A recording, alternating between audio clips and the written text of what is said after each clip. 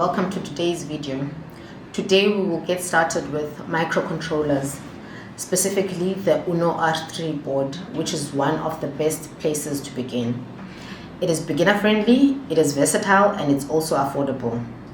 In this tutorial, we'll explore the Uno R3's features. So let's dive in.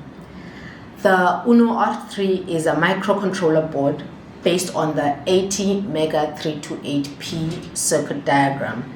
It's a small computer designed to control electronic components like sensors, motors, and LEDs. It's the perfect tool for learning programming, electronics, and robotics. Here are the key components of this Uno R3 board. We have our USB port, which connects this Uno R3 board to your computer using this USB jack. We also have a power jack, which is used to power the board with external adapters. We have these 14 digital pins that can act as input or output to connecting LEDs, buttons, and other components. We have the analog pins, the 6 analog pins here and here that let you read varying signals like from sensors. We also have this reset button which will reset the board if needed. And lastly, we have our microcontroller chip, which is the brain of the whole board.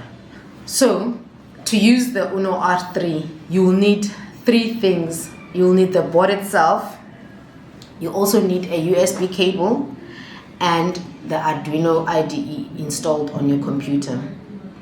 You can go to your Arduino website and download the IDE and install it.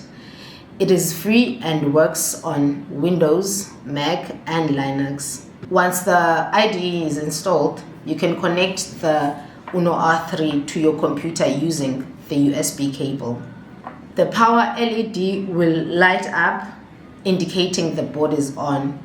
From there on, you can then code your microcontroller. We will demonstrate this in a separate video, the coding of the microcontroller board. The Uno R3 itself is incredibly versatile. You can use it for projects like automating lights or fans with sensors.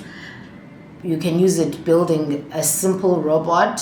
You can use it to monitor temperature. You can use it to monitor humidity and water levels. There are many sensors that we will go through in this series of videos that you can use to connect this board with. And that's it from microcontrollers. We'll see you on the next video.